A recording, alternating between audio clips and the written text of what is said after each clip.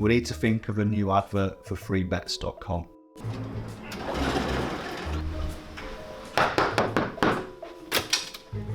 Get your best betting offers from freebets.com.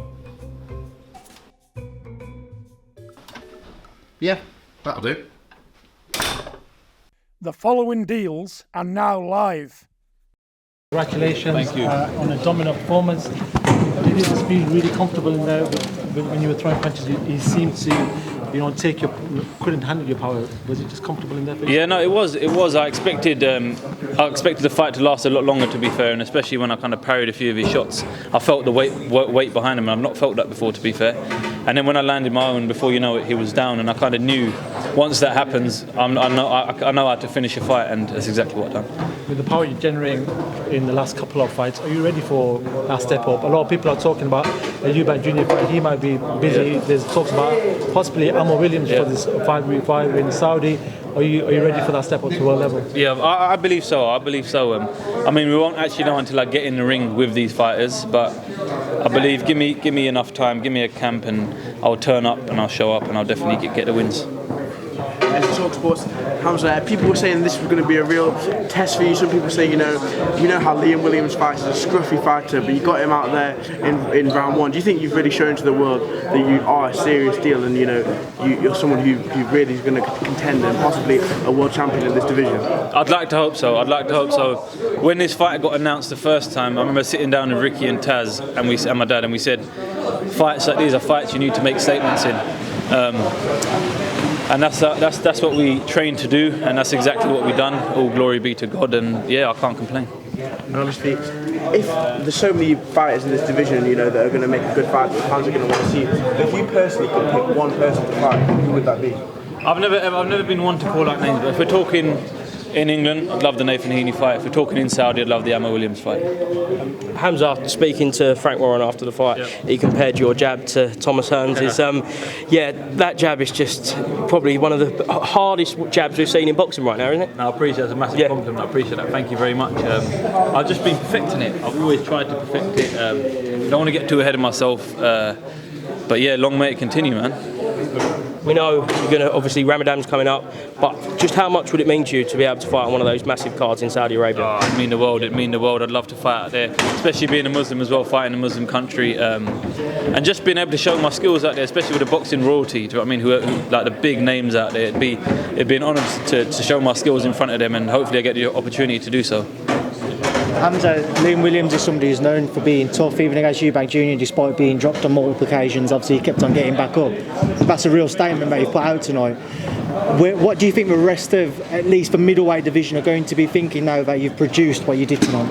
Hopefully, it just sends alarm bells. And respectfully, if any one of them has the balls now after that performance, let's have it. Just call up Frank and let's go. Let's have it. Let's go. I believe I'm the best 160 pounder in the UK, and if not the world. I understand I've got to prove that yet, but if I get the opportunity to do so, I'll definitely do it. Might be a bit of a negative way to look at it, but do you think on the back of such a stunning performance, other fighters might think maybe not yet?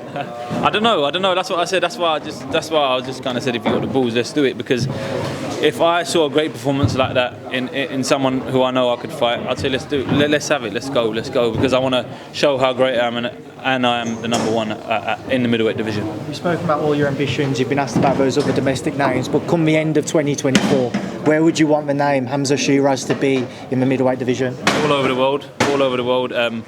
And maybe, who knows, a world title around my waist as well. So let's see what happens. There's loads of avenues and opportunities there. But yeah, let's see what's first. Final one for me, and you mentioned going all the way around the world with your name. I asked you at a workout a couple of weeks ago about trying to break that American market as you're training out there now. Do you feel like with this type of performance as well, it will certainly reach into stateside? Yeah, for sure, because especially Liam going the full distance with Andrade as well.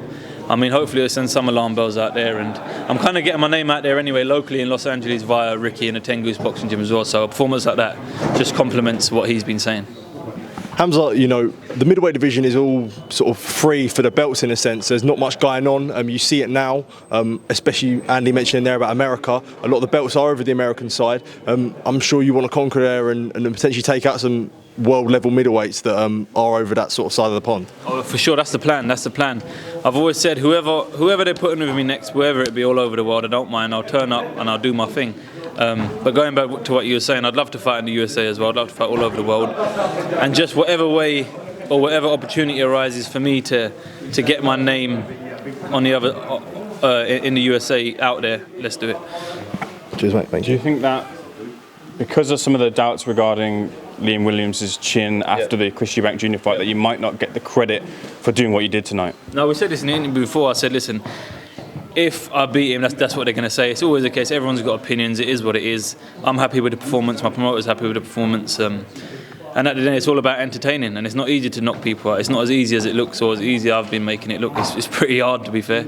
But yeah, no, I'm blessed. Was there at least, at the minimum, a subconscious target to better what Chris Eubank Jr. did as a marker as to where you are? Not at all. Not at all. Not at all. I'll be honest with you. I said it before the fight. I said I don't give a shit about how they fought him. I'm a totally different fighter to all the fighters he's been in with as well. So I kind of knew I was bringing something different to the table. Skill for skill with the names that you're listed in with, who do you feel is the toughest test for you? I don't really know, to be fair. I don't really know. I think the only way we'll find out is when I get in there with them and mix it up. But I believe I'm the best 160 pounder in the UK and in the world.